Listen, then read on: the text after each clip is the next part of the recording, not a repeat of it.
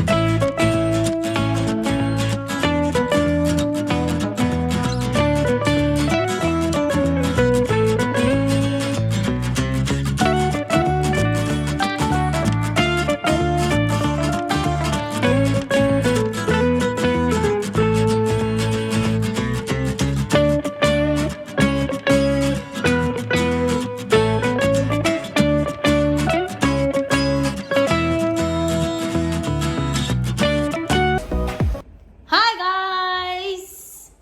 Hi vlog! Isa na namang channel. Isa na namang channel. Ano niya? Gutom yata ito, kumari ko. Isa na namang episode ng Kagatan. Let's eat! Kain pa more. So, kasi hindi kami nakasama sa chalet nung isang linggo. Dito na lang kami nag-chalet sa Chalet. Sa chalet sa ni chalet ni Paring Paring V. Ayan oh, sarap. Sarap. Ay, grabe kumain. Ayun. Lauhoy. Laing. Office. Ano yun, Mare? Alin? Naing office. Ala? Sabi ko na nga, pagkakama eh. Diba? Sarap. Ina.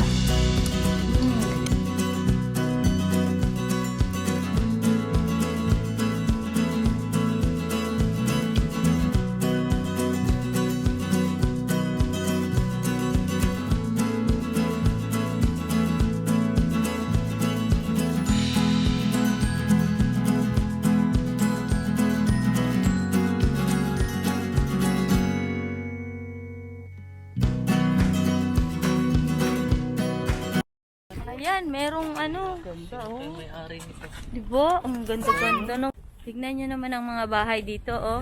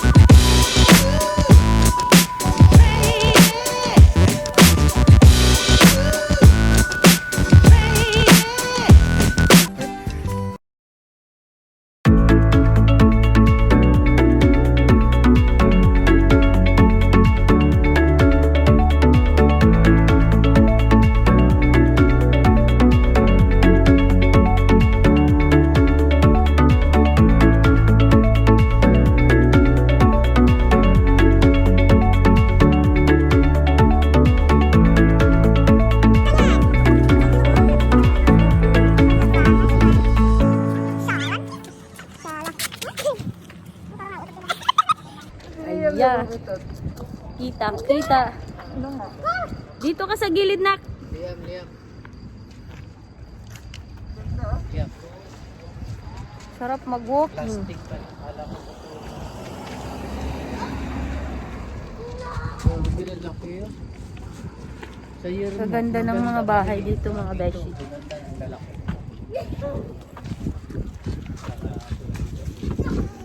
Puro mga mostly ang nakatira dito mga retired na military na Kuwaiti. Yan po ang sabi. Curfew daw ng hanggang alas 7, pero makita mo dito ang daming sasakyan. Oh, Hindi ba bawal nga yung masasakyan mo, di ba? kaya nga, di ba? Oh. Pwedeng maglakad, di ba? Ay, nandito tayo sa Baka may mga pass sila. sariling country. Ay, sariling lugar nila. Liko na, liko. Wala naman yata nga ano dito, church. No? Liko na. Ang daming sasakyan dito, banda.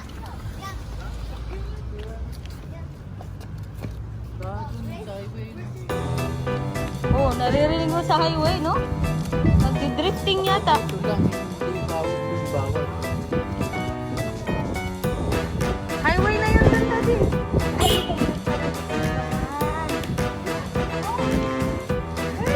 Ayan. Sige. Chicken walk.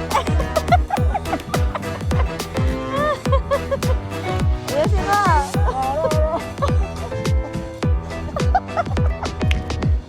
Mga kabataan,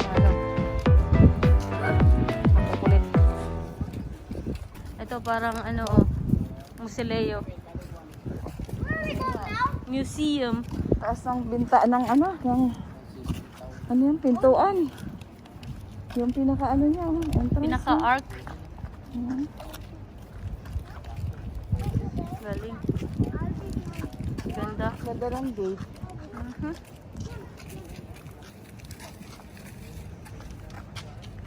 Ito pa, oh. Ganyan ang Gaganda, bahay mo, Mare. Kami po'y nangangarap dito. Tatlong pamilya. Ganyan nakatira. Hindi lang, 3, daddy. Mga ilan? 10. Ipagpalagay natin 3.5. Ang hirap ilagay. Oo. Ito, nakahirap ka lang sa sakyan. Dito walang tao. The modern and the ano yun? Contemporary. Hindi na alam eh. Kanina ko pa po iniisip kung anong klaseng anong klaseng design. Medieval pala ang design niya. Ayan oh.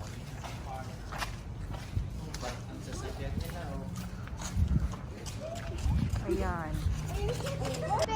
Ganda ng leaf oh. May padahon ang kanyang lights. Ang ganda. Oo. Susi Cam. Daming May ilaw oh. nakasilip po. Sarap ng relaxation nila. Daming ilaw ng building na to. Habad. Ay, Diyos. Yung bahay, ganun din ang design. Ang design. Yung ganda. Ganda. Ay, mangaroling mo tayo. Ganyan lang yung... Ito isa pang modern design. para kang nasa Madami sa Pilipinas. 21 na yan. 1, 2, 3, 4, 5. 2020. Limang pamilya nakatira. Saan ba tayo? May pagod na bata dito oh. Nakipag holding hands na sa daddy.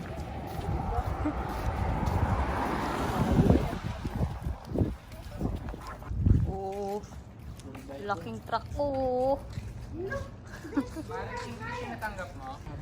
Ayan. Nakarating na kami sa aming destinasyon. Ano mare? Kaya pa? Ayun, napagod siya. Uy, Pumulaklak na yung tanim ni Ate Mare. Oh. ang laki. Ang laki ng sunflower. sunflower. Kami nagpintura. Itong may kumari tayong sales, magaling sa sales talk. Sige na, ipaki-explain Mare. Maniwala ka, napaka-useful dito. Kasi, dun sa table na kinukuhanin mo, hindi mo alam kung saan po pa ilalagay yung mga gamit-gamit nila. Tapos, Itatapon-tapon lang, ikakalat-kalat. In the end, hiwa-hiwala yan. Mare, makinig ka Mare ha. Dito mo na ilagay lahat ng mga kagamitan niya. Libro, laptop. Aywa. Ang importante, tingnan mo yung kwintas ng kumara namin. Nahineta. May hipa, hindi hepa eh. Oh, Hipa. ano mo na Mare? Hindi, gano'n mo sa... Covering it up. At sobrang init dito. Parang mas maganda siya, no?